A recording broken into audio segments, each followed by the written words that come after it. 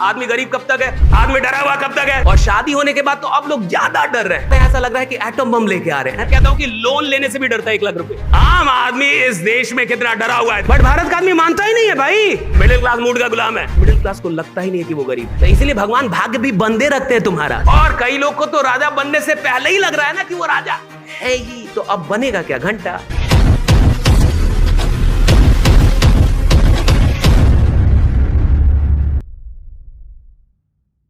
आदमी गरीब कब तक है, जब तक मान रहा है। आदमी डरा हुआ कब तक है, जब तक अपने आप को कमजोर मान रहा है। जिस दिन आप डरना छोड़ देते हैं उस दिन लोग आपसे डरने लगते हैं। आप किसी से नहीं डरेंगे तो सरकार आपसे डरने लगेगी।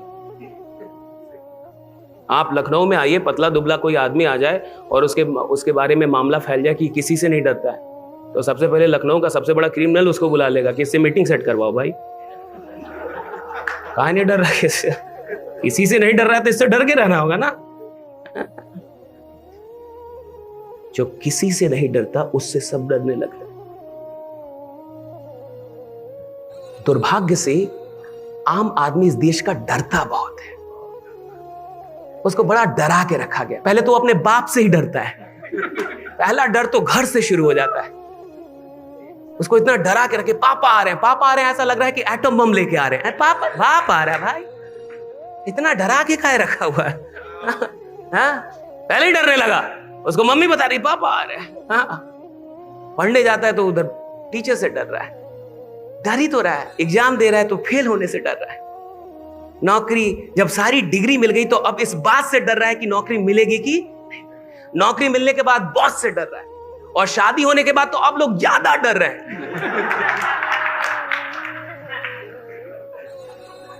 आप सब चालाक लोग हैं।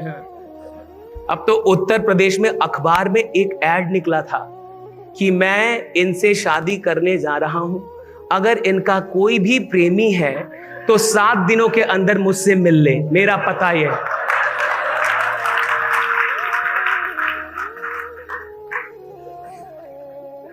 शादी भी खौफ हो गया अब तो। मैंने देखा बागेश्वर बाबा धीरेन्द्र शास्त्री जी ऑस्ट्रेलिया गए थे, अभी हाल फिलहाल में ऑस्ट्रेलिया दौरे पे। तो ऑस्ट्रेलिया में किसी भक्त ने उनसे पूछा कि आपकी शादी मतलब कब होगी, तो बोले कि पहले तो मैं भी सोच रहा था कर लूंगा, अब मेरे को भी डर लग रहा है। तो उनके भक्त ने उनसे कहा कि भाई आपको क्या डरने की जरूरत है, अबे आपको धीरेन्द्र शास्त्री बाबा आपको क्या डरने की जरूरत है। तो उन्होंने कहा कि वहां किसी की नहीं चलती, कोई हो कहा नहीं चलता यार। राइट, आप देखिए ना आम आदमी इस देश में कितना डरा हुआ है। देखिए आप आम आदमी से पूछिए, आप आम आदमी एक काम करना जानता है बस। कोई भी मुद्दा लाइए, उसके पास 2 लॉजिक है कि आप गलत हैं, बस आप समझ नहीं रहे हैं, आप गलत हैं। एक दिन आपको मेरी बात समझ में आएगी। आदमी डरा हुआ है इस देश का। अच्छा देखिए, अच्छा इस देश में आदमी 10-20 हजार के लिए नहीं डरा हुआ है। 10-20 हजार किसके पास नहीं, मुझे बता दीजिए। इस देश में अगर कोई भीख भी मांग रहा है ना अनुशासित होके रोज रोज, तो 1 साल भीख भी मांगने वाले के पास 10,000 रुपया है। जो कामचोर ना हो, रोज जाए मंदिर टाइम पे। और ऐसे भिखारी है जो भीख मांग मांग के मुंबई में फ्लैट ले लिए। पढ़ रहे थे हम, आप भी गूगल कीजिएगा कि भिखारी जिसने मुंबई में फ्लैट लिया। भाई भिखारी फ्लैट ले लिया मुंबई में और आप अभी तक रेंट पे हैं, कुछ तो गड़बड़ है। मानिएगा कि नहीं मानिएगा। बट भारत का आदमी मानता ही नहीं है भाई। मैंने क्या बोला, भारत के आदमी को बोल दीजिए आप गरीब हैं, लड़ लेगा। हमको गरीब बोले हैं, हमको। आपको पता है हमारे दादा कौन थे? भाई दादा थे, चल गए, तुम कौन हो? हाँ नहीं, चाचा मेरे विधायक हैं, चाचा ही रहेंगे। हाँ, तुम ना हो पाओगे। इस बात को आप समझिए। मैंने जब ये न्यूज पहली बार सुनी कि मुंबई में कोई भिखारी ने फ्लैट ले लिया, भले वो 20 साल ही मांग के लिया, भीख 25 साल, लेकिन भिखारी मुंबई में फ्लैट ले लिया, ये बड़ी बात है भाई। ये सोचने का विषय है, ये चिंता का भी है और चिंतन का भी विषय है। इसमें दोनों विषय है भाई कि भिखारी कैसे ले लिया भाई। यहाँ 3 खानदान से मिडिल क्लास रेंट पे रह रही है, 4 खानदान से मिडिल क्लास रेंट पे रह रही है, और वो भिखारी फ्लैट ले लिया क्योंकि वो भिखारी अनुशासित होगा, रोज भीख मांगता होगा। मिडिल क्लास के साथ दिक्कत है, 4 दिन काम करेंगी, 5वें दिन कहेंगे मोटिवेशन नहीं मिल रहा, आज मन नहीं कर रहा, आज मूड नहीं है, आज मौसम बढ़िया, पकौड़ी बनाओ, दुकान आज बंद रहेगा। तो इसलिए भगवान भाग्य भी बंदे रखते हैं तुम्हारा, रोज दुकान नहीं खोल पा रहे तो मूड के गुलाम है। मिडिल क्लास मूड का गुलाम है, मूड का गुलाम, सबसे ज्यादा मूड में जीने वाली मिडिल क्लास। इसलिए मिडिल क्लास को लगता ही नहीं है कि वो गरीब है भाई। तो कह रही है ना कि मेरा सर जो मन करता है मैं वो करता हूं। इसमें आदमी को कैसा फील हो रहा है, राजा जैसा, ठीक है ना। फीलिंग देखिए ना, इधर मेरा मन होता है मैं काम करता हूं, नहीं होता है नहीं, मैं अपने मन का राजा हूं। अरे तू मन का गुलाम है, तेरा मन नचा रहा है तेरे को, तू मन का अभी गुलाम है। और जो मन का गुलाम है वो बाजार का राजा कैसे बन सकता है, राइट? तो अभी मन का वो कैसे बाजार का राजा बने? बाजार का राजा बनने के लिए मन पे कंट्रोल करना पड़ता है। मन जैसा कहे वैसा नहीं, जो सही है वो करना।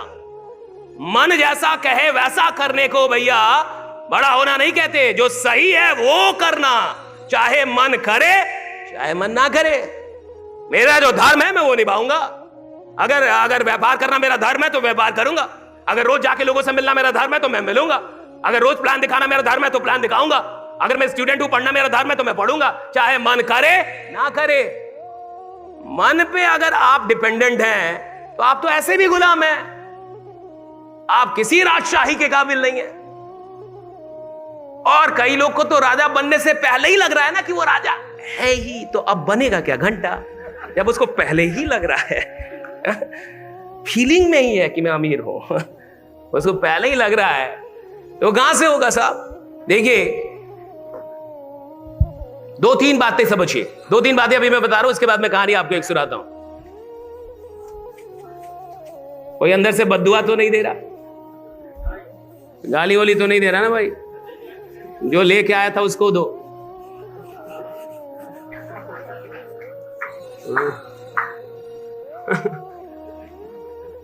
कोई तो बुला के लाया होगा।